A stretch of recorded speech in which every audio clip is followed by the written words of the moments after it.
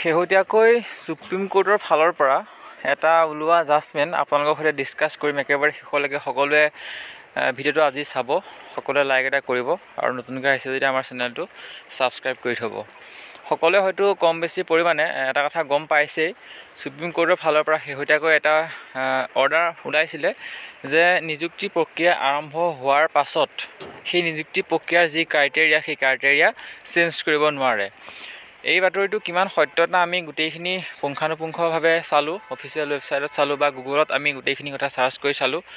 বহুতে হয়তো এই খবৰটো ইতিমধ্যে গম পাইছে আৰু যিসকলে গম পোৱা নাই সেইসকলৰ কাৰণে আমি ভিডিঅ'টো প্ৰস্তুত কৰিলোঁ আৰু আপোনালোকৰ মতামতসমূহ দিব। এই প্ৰক্ৰিয়া যদি ইতিমধ্যে লাগু হৈছে আৰু আগন্তুক যিবোৰ নিযুক্তি হ'ব বা ইতিমধ্যে যিবোৰ নিযুক্তি চলি আছে, পুলিচেই হওক, সেই নিযুক্তি এডিআৰেই হওক, শিক্ষকেই হওক, স্বাস্থ্য বিভাগেই হওক, যিকোনো বিভাগত যদি বিজ্ঞাপন ইতিমধ্যে প্ৰকাশ পালে আৰু তাৰ মাজতে কিবা কোৱালিফিকেশ্যন নতুনকৈ এড কৰিব নোৱাৰে, এইটো সঁচাকৈ যিকোনো চৰকাৰী নিযুক্তিত বৃহৎ প্ৰভাৱ পেলাব। আমি এটা ক্লিপ, আমি ছ'চিয়েল মিডিয়াত প্ৰকাশ পোৱা এটা ক্লিপ আমি আপোনালোকক ভিডিঅ'ৰ একেবাৰে শেষত আমি একেলগ কৰি দিম। আপোনালোকে শেষলৈকে চাব, ভিডিঅ' ক্লিপটোত কি কৈছে সেয়া আপোনালোকে স্পষ্টকৈ শুনিবলৈ পাব।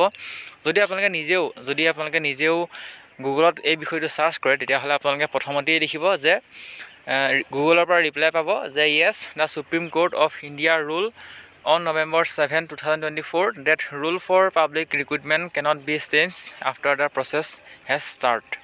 The court ruled that the rule of the game of selection candidate cannot be changed midway through the process. অৰ্থাৎ মধ্যক্ৰমত, অৰ্থাৎ প্ৰক্ৰিয়াটো চলি আছে, নিযুক্তিটো চলি আছে, সেই নিযুক্তি প্ৰক্ৰিয়াৰ মাজতেই হঠাৎ নিযুক্তি প্ৰক্ৰিয়াৰ যি ক্ৰাইটেৰিয়া সেইটো চেঞ্জ কৰিব নোৱাৰে বুলি ইতিমধ্যে ৰায় আনিছে সুপ্ৰিম কোৰ্টৰ ফালৰ পৰা। গতিকে এই বিষয়টো সঁচাকৈ গুৰুত্বপূৰ্ণ। সংবিধানৰ আৰ্টিকল নম্বৰ 14ত এই গোটেই বিষয়টো ইনক্লুড কৰা হৈছে বুলি সুপ্ৰিম কোৰ্টৰ ফালৰ পৰা ইতিমধ্যে প্ৰকাশ পাইছে। আৰু এই যিটো কেছটো কিন্তু বহুত দীঘলীয়া কেছ আৰু এই কেছটোৰ সৈতে বহুকেইখন ৰাজ্য জড়িত হৈ আছে। 2008 চনৰ পৰা আচলতে এটা চলা কেছ বুলি ক'ব পাৰি। 2008 চনতো এই সম্পৰ্কে এটা জাজমেণ্ট ওলাইছিলে আৰু সেই জাজমেণ্টকেই এইবাৰ পুনৰ এবাৰ প্ৰতিপন্ন কৰিলে সুপ্ৰিম কোৰ্টৰ ফালৰ পৰা। আৰু এই যিটো সঁচাকৈ ৰুলটো, এই ৰুলটোৱে কিন্তু বহুত বেছি প্ৰভাৱ পেলাব যিকোনো চৰকাৰী নিযুক্তিত। গতিকে এই বিষয়টো আপোনালোকৰ লগত যদি জড়িত আছে তেতিয়াহ'লে আপোনালোকে কমেণ্ট কৰিব। যদি আপোনালোকৰ নিযুক্তি প্ৰক্ৰিয়া কিবা এনেকুৱা ধৰণৰ আওপকীয়াকৈ সোমাই আছে বা আগন্তুক যিকোনো প্ৰক্ৰিয়াতে এইটো যি ৰুল ৰেগুলেশ্যন সুপ্ৰিম কোৰ্টৰ ফালৰ পৰা জাৰি কৰিলে সঁচাকৈ প্ৰভাৱ পেলাব। যিসকলে আচলতে এই বিষয়টো জনা নাছিলে এতিয়ালৈকে আপোনালোকৰ সৈতে ডিছকাছ কৰিলোঁ। যিসকলে ইতিমধ্যে জানিছে, আপোনালোকে যদি সঁচাকৈ আগৰ পৰা গম পায় কথাটো কমেণ্ট কৰি জনাব আৰু আপোনালোকৰ বন্ধু বান্ধৱীৰ সৈতে শ্বেয়াৰ কৰি দিব। এই বিষয়টো বহুত বেছি গুৰুত্বপূৰ্ণ।